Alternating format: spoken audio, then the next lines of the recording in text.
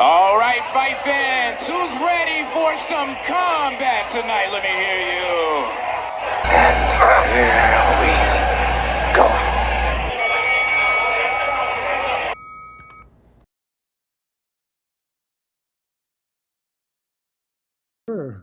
The the fight card in front of me, we're a week out. Is the fight card in front of me our fight card? No, there's a few adjustments. Oh, geez. Now I got to get a pen. It's all the same. I think it's fight 4 or 5. Max Buzane versus Henry. Galindez from Warrior Inc. Henry busted his hand at work. He's got a busted finger. I've been trying to replace it all day. We might just bump it back to March 9th because Diaz Combat Sports has a couple other guys fighting. All right, wait. We'll get to fight 4. So we have Battle at the Bay, Clearwater Casinos this Saturday. 11 fights right now. 11 fights. And they're all bangers of fights. This card is the first of 3 cards we have in 6 weeks. Yeah. And how's it been since the last time you and I worked together, last event, we knew we were rolling into this. How's it been trying to put 3 cards together in 6 weeks?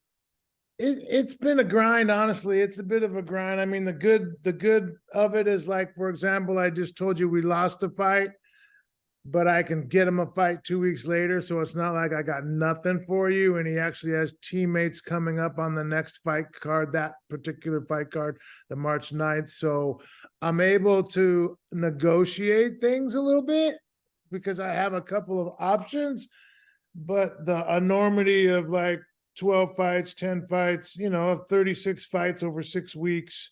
And each casino has a different ambulance company, just everything that goes with it. It's been a lot. But I'm on it. I'm in there. We're good to go. I got a couple adjustments to do on February 24th to Layla and a couple for March 9th, Silver Reef, but February 3rd, Clearwater is locked. It's selling well. Everything's good, but it's been a grind. So our one is March 9th, right? Silver Reef, the one that we were just talking about bumping somebody over to. That's the last one is March 9th. So then March 11th, when you get to breathe this sigh of relief, you doing a staycation somewhere, you decompressing somewhere after you get done with all this?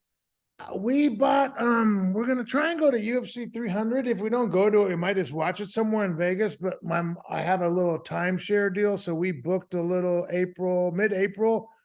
We're going to Vegas and it's my birthday in April. So we're going to go to Vegas and watch UFC 100 either in person or go to like a bar and just watch it at a sports book there and stay at a little, like a resort that has a little lazy river and a pool and get some sun and chill for 4 days. Yeah. So yeah, I do have it planned. All right. Well, let's build towards that plan with this first card. So tell me about Mason Thomas and Michael Curran is our opening bout in a week. Actually, so Mason's from Warrior, right? And the other one? The other one's Livewire.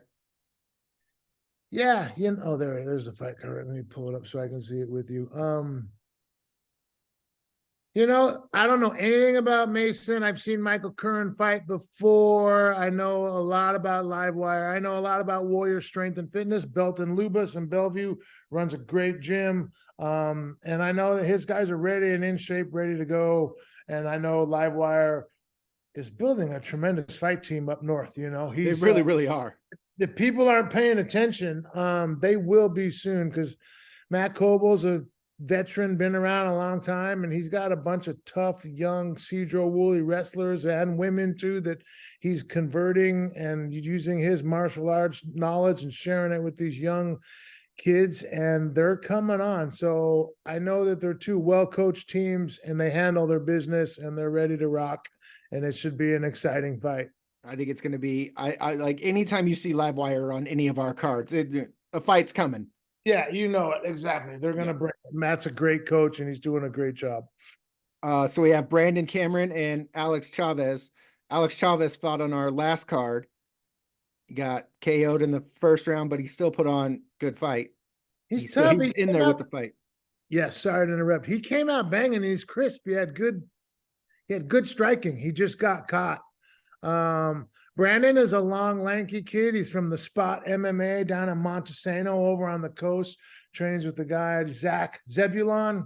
Zebulon is his name. I can't remember his last name, but he has a nice little gym down there and he's building a little fight team. He's got a handful of fighters and that kid's scrappy. He's long and lanky and a little unorthodox. So Did he fight the last time we were at Silver? Did he fight there? Mhm. He's the dude that he kept getting rocked, but was still in it. Like he was never, that's him, huh? The spinning tornado Tasmanian. That's devil right. head. That kid can scrap.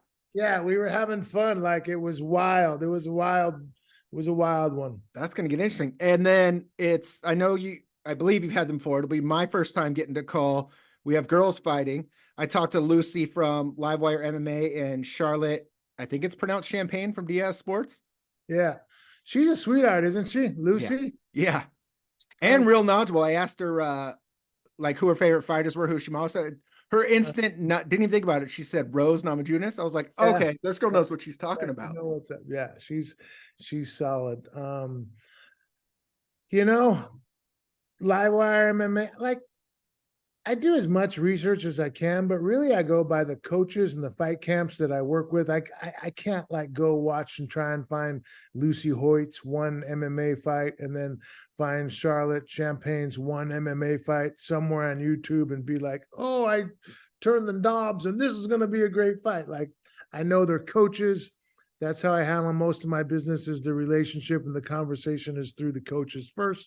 So I rely on them. And I know that those two ladies are going to come in shape, on weight, ready to go. And I expect it to be a great fight. Then we have AJ Bowers and Lleyton Toon. Yep.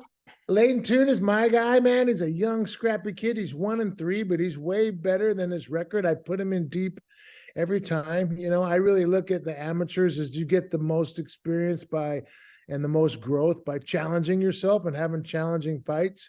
And Lleyton trusts me, and he's not super. You want him to win, of course. I match him up and I want him to win, but I don't get too hung up on the wins and losses on the amateur side of things. He wants to turn pro, and so we're booking his amateur fights, looking that we want to go pro and get the most experience and have the toughest fights possible. The 3 fights that he has lost, he's been in every fight. He's fought Keith Huseman from Diaz Combat Sports was his debut. Ryan Diaz from Vancouver, BC. Van City has a huge fight team. All his guys are super tough. And then he fought Andy Waters. Andy Waters, stunned him a little bit, but then, you know, he got overpowered and those were at 45 and then we cut him to 35 and he's done much better. In his last fight, he was in it, but he tried to out wrestle the wrestler, you know, and Derek Wurzauf, and he just did not follow the game plan. Like we wanted to strike and move and not grapple and he did the exact opposite of everything that we planned. You know, he got robbed and the dog came out in him and he was clinching and throwing knees, and I think he got a takedown, but he got reversed. So he's been in every fight, man, and he's tough. And his opponent, AJ Bowers, American Top Team, you know, Ed, you know, they bring it. They both have 1-3 records, and that's all I know about him. I know my coach, Matthias, my MMA coach, was like, I don't have any video on him anywhere, and he was really wanting to do more research, and with Lleyton being 1-3, he really wanted to like make sure that the matchup felt good to us on paper. And then me wearing my promoter hat, I'm like, hey coach, I got 3 fights in 6 weeks. Lleyton's a banger. He's 1-3. This guy's 1-3. Let's just do it. So sometimes you're kind of going in blind and you can't really watch your opponent and put together a game plan. But, you know, we like to, and I like to know what our strengths are and play to that, you know. And in Lleyton's last fight, we didn't play to our strengths, but he was in it. I mean, I was going to say, even though you didn't play straight, there was at no point was he out of that fight. And it was, if if the main event wouldn't have went the way it did, then that definitely would have been fight of the night. Yeah. But the main event became there was fight of the night. The 125er, Pape Chulo, Jose Hernandez. Oh, and Trevor Wells. That's a good call. Okay, well, it was definitely in the top 3 fights of the night. At no point was it like, oh, Derek isn't in. Like Derek and Lleyton, they both came in there banged. But now let me ask you this. This is inside baseball. Because Ed will be next to me calling the fight. You'll be doing you stuff, but you're also going to have an eye on the fight. But on the side, we kind of have a Ed's guy versus your guy situation going for on. Sure. Absolutely. I'll come sit in and then you can I will take a step back. You two sit there. But my only thing is I'm afraid you two guys are going to start yelling and coaching your guy and not talking. But I'm more than willing. I will take a step back and let you two sit there and call that fight. I think that'll be gold. That's pretty funny. I had one of my referees shush me. I was sitting cage side, and it was Chris Cope. Like, I'm not running around to like coach and take advantage of my ability to move inside the perimeter, but like it was right in front of me. You were right, yeah. And I said something. He's like, shh, and I'm like, what do you mean? Shh, you can't shush me. It was no difference if it was one of my teammates and I'm sitting in the front row. You just happened to be in the front row. It was one of your teammates, but I did see it. I called it out when he did it. He did turn to you and said, shh. Yeah, it was funny. I'm like, you can't shush me. So our 4th fight is scrapped. It's coming up hopefully later. So our 5th fight, which will be the next fight we just talked about is Derek Wurzauf from Livewire, Andy Dong from Ludo Sport. Yeah, Ludo Sport. Again, 2 solid teams coming at each other. Yeah. Andy Duong's tough, good little scrapper. I saw some footage on him of the last Fight Quest show, and him and Derek is going to be good. Derek is a young up and comer, man. He's ready for an amateur title soon, and I bet you, Matt's probably thinking about turning him pro here by pretty soon, maybe by the end of the year. I mean, Derek's tough. I'm not putting any timelines on Matt and what he does with his guys or how he wants to do it. He knows what to do, but like, I guess what I'm saying is Derek is tough and well-rounded, and that's going to be a great fight. I think from all the fights I've been able to call now, I think Derek's been on 2-3 of them, maybe. He's my favorite to watch. Like, there's no, like, I haven't hit it. I've said it like the first time I saw him and he won, and he got a little emotional because he just come from Ohio. And then now him and I have talked and stuff. Like, what you get when that dude comes to the cage. There's no showboat and there's nothing. He's coming in. He's going to put you on your ass and he's going to beat your ass. That's what we're doing. And I love that dude. Travels an hour and a half every day for the gym. Like, that dude he's my favorite. Yeah. He's a tremendous wrestler, but he doesn't just lay and pray. Like, he's always has high amplitude takedowns and like picking them up and slamming them down, and his striking is good. Like, I agree. He's very fun to watch. He's super fun to watch. But sorry. I was going to say the other side of that is Andy's fight at Fight Quest went to the ground. He snatched a guillotine and the dude didn't even get the tap. The dude went night. Yeah. So there's the good juxtaposition of, just because Derek pulls Andy down, that really might not do anything. Andy has a great ground game. Well, Andy gets to train with Drew, Drew Brokenshire, who's one of the trailblazers of MMA in the Pacific Northwest. Drew Brokenshire used to be Demetrius Mighty Mouse's training partner for years before, like, I think right around before Mighty got big and a couple fights into the UFC. Then he kind of branched out and Drew went on his own and ran his own gym. But like, Drew is an exceptional MMA fighter, a great coach, comes from a great lineage. And I know he's rolling with his Andy. They're the same size. So Andy's just sucking up Drew like a sponge. And that's going to be that's kind of my sleeper fight of the night. That's what I was thinking. That's kind of the one that I think is going to blow people's minds. And there's a couple more down there. I'll wait till we get to them. But I think that's the potential fight of the night right there. All right. Next we have, I'm not sure how to say this name, so you say this one. Hamasi, Kondo, and JR Bunn. What do we see from? We know both these gyms. We've seen both these gyms. The word on Hamasi is he's super athletic, just crazy athletic. He's pretty green, and he's young and he's strong and he's athletic. I think he's like a a world champion jump roper, like a hot dogger, jump ropes, does backflips. So he's super coordinated and athletic, and just kind of has like a kill switch in him, meaning once he takes that fight, he's like, sees red. He just goes crazy, and And what do we know about JR Bunn? JR Bunn trains with Ron Pittman and James down in Fight Quest MMA Synergy, and Mike and Cassie Chupa and that team down there. So he's got comes from that team in Auburn. They got a good group of guys. I know Ron is a great striking coach and has a great program down there and has great coaches. Mike Chupa is a great MMA coach, and that facility is just growing. That's going to be a smoker too. They're both super athletic looking dudes. If you see on the Instagram banner, I mean, they're both young, athletic, chiseled, and it should be exciting. And the next is Corey Moreno and Tyler Sullivan. Tyler's just says independent. I mean, do we know where? He's a local kid from Bremerton, trains in a guy. There's about 8 or 9 dudes that train in a garage, kind of like a la people know of the infamous White Buffalo Warriors that used to train out of the garage right around here in my neighborhood. And actually, we're a big part of the Rumble on the Reef and our early success. We had a lot of White Buffalo Warriors train on it.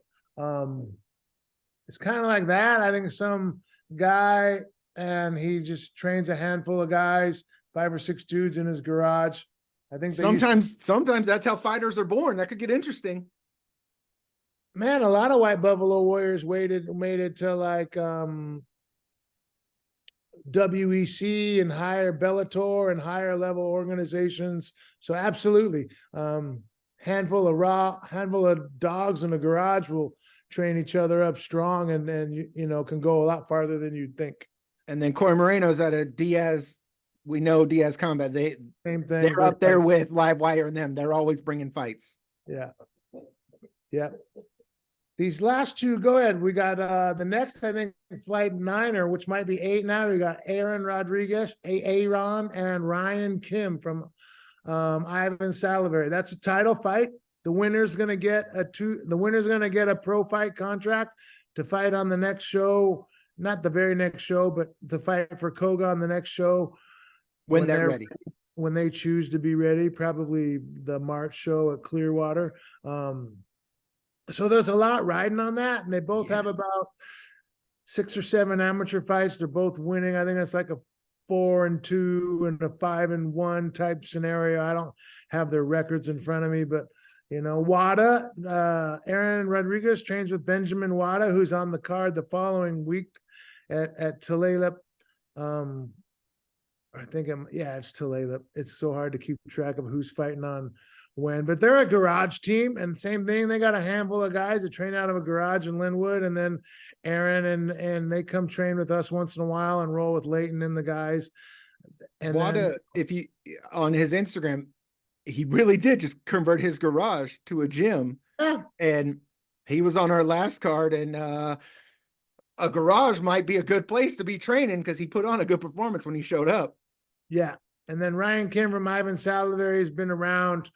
He's with Ivan now. He's well-trained. He has a lot of amateur fights, ready to turn pro. They were both ready to turn pro. I was just able to offer them a title fight and make it happen to get this, to add some sizzle to this fight. So that's 125. What is that? Flyweight championship. They'll be getting Flyweight championship winner, title and pro contract. Yeah, winner at the end of that's getting the belt and a pro contract. Hell yes. And then Maricel Morgan and Arthur Mills, again, belt and school, warrior strength. We know them, and the Kitsap Combat. Anytime we go across water, those Kitsap guys bring it. They bring it. King Arthur Mills, tough kid, man. Super tough, very technical. He'll leg lock you. He'll punch you in the face. He'll high kick you. He'll kick your legs out from under you. Like, he's good. He's fought on, I think, some war kickboxing matches on some of Landon's show. His striking is good. His grappling is good. He's got a great coach and Joe Cleary and all those guys over at Kitsap. He's getting ready with RJ Hoyt, our main event. And, this is another They got a bunch of guys over there. And then Belton's guys, other than the gentleman who got hurt, but he's got what, 3-4 guys on this card. Yeah. So that's got to be awesome to have fight camp going, have your fight team there, but like we're all also going to fight. Like that's got to be a great feeling for Maricel coming into this. And I talked to him. Did you know that he was in the Army up in Alaska? No, I did not know that. Yeah, I talked to him at it was right when we were having our cold snap here. And I asked him, like, how cold was it up there? And he was like, oh man, it was like below zero. But he was like, you know what messed with you? You'd go to the club and then you'd come out and it'd be 1 a.m, but the sun's right there. It looks like noon. It messes with the head. You got to be on base at 5. Like we were talking about back in the day. He was a MP for the Army up there. And okay. Yeah. he was talking about being with Belton Roland. He's excited to be coming into this fight. You know, I remember watching Marcel fought on Fight Quest, and he fought a really tough guy. And I remember he had a really nice spinning back kick that I think dropped the guy with the body shot. And he's good. Belton is good striking. He's very Muay Thai based crew. Belton Lubis at Warrior Strength. So they have good striking. They have good grappling. You know, they're training with the main event for the next show, Albert Tadabasian. And he has a bunch of dogs down there too that are killing each other all the time. So they're going to be tough. Absolutely. That's going to be another sleeper fight that I think is going to be really good. And I think the next fight is probably going to be is our co-main event still our co-main event? Yes. All right, we have 145 pounds, Brandon Altomare, Kody Hammond. Yeah. This fight is going to be bananas. Yeah. I love watching Brandon fight. He's fought since I've been around. His demeanor when you're watching him, you wouldn't think that kid's a fighter. You just think he's just some dude that likes to go to the gym, but that cage door locks. That dude shows up to fight, and he's going against another one of Ed Herman's guys. Yeah. Who, when you look at his Instagram, that dude likes getting punched in the face. So this fight's going to be great. Yeah. Cody's been around a while. Brandon is an up-and-comer. He's probably, you know, Drew's prodigy or his pet project, or the kid's talented. I can see Brandon by the way he started and the pedigree of Drew and knowing what he's learning. You know, I think the kid's got a shot to make it to the next level. And, you know, so does Kody. Cody's been around a little bit longer and maybe a few years older. But he's an American Top Team, and they got all savages over there all the time, every day. So he has the ability to grow and get there as well. So it's kind of a benchmark milestone fight for both of these guys. It's going to put the winner on the map a little bit. And imagine people will start looking at him at the next level here. And the other bonus is I'm looking at their record. Brandon's 2-1. Cody's 3-4. So they're still right here. It's not here, which like, I know we try and do that at Koga. We always try to make them here, but just saying coming into this, the level where these guys are at of stepping up to that next level, like their records are here. So it really is a good time to see these guys fight, because there may come a time where you and I are sitting back having a beer, watching a Bellator or a PFL or ONE FC, and we're seeing these guys fight again. And we go, man, remember a couple years ago when we got to, like, that's really where we are with these guys. Yeah. I mean, that's really what I pride myself on. I want my organization to be is an organization that helps these guys get to the next level. You know, speaking of that, like Mighty Mouse was my first amateur champion, fought on the first Rumble, you know, and so we've had a few guys. Mike Chiesa made it to the big show, was one of our fighters, Sam Sicilla, some of those Spokane boys, and then who else? You know, Jeff Hoagland, Chase Hooper, all those guys have made it to the big show or a bigger, higher level show. And so really that's what I'm trying to do. Miranda Granger was our strawweight champ. So is our main event still our main event? Yeah, we're still good, man. Okay. We have RJ Hoyt, and I love this. I got to talk to him. We were texting, getting ready, and I had all the stuff ready, and he sent me a text and was like, dude, I meant 3:30. My son's soccer practice isn't over until 3:30. Like, I'm sorry, but it's cool. And then as soon as it was over, he like was in the car on the phone. We were talking about his kids' practice, all that. And he told me Saturday night when we get to the fight will be a week from his birthday. He's coming into this main event fight. Yeah, he's planning on tearing it up afterwards. You know he's tearing it up. He's a character, isn't he, RJ? He's so good. authentic. He's Yeah. just who he is, not afraid to share his past and how it's make him grown, and share how fighting like just keeps him on track and keeps him focused. And he's a great dad. He's a single dad, and he works hard, man. He's a arborist, right? Like he climbs up trees and cuts them down. And he did some work for me at my house, man. He'll drop a tree on a dime. Like he'll go 40 feet up in there and drop it between two houses, and bam, he's super good.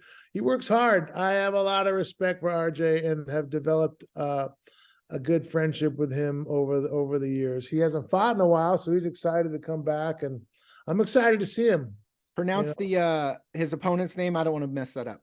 Vaibhav Shetty. So when I was doing research on this guy, is this his first actual MMA fight? I've seen boxing fights, kickboxing fights, a couple Muay Thai, but I haven't seen a MMA fight on his. He did like an MMA tournament in like India type thing I saw on YouTube.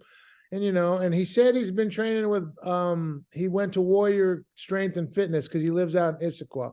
So he's training in Bellevue. When I first talked to him, he was like, I'm kind of independent and at Gracie Baja. And I'm like, not knocking Gracie Baja, but, when you hear independent, you're like, they don't have anybody to push them, right? So, they're not getting the best training that they could. And then when he told me he's training with Belton over at Warrior Strength and Fitness with Albert and Hamasi and all these guys, I'm like, okay, RJ's gonna have his hands full. He doesn't have some guy that's just working out when he wants to work out,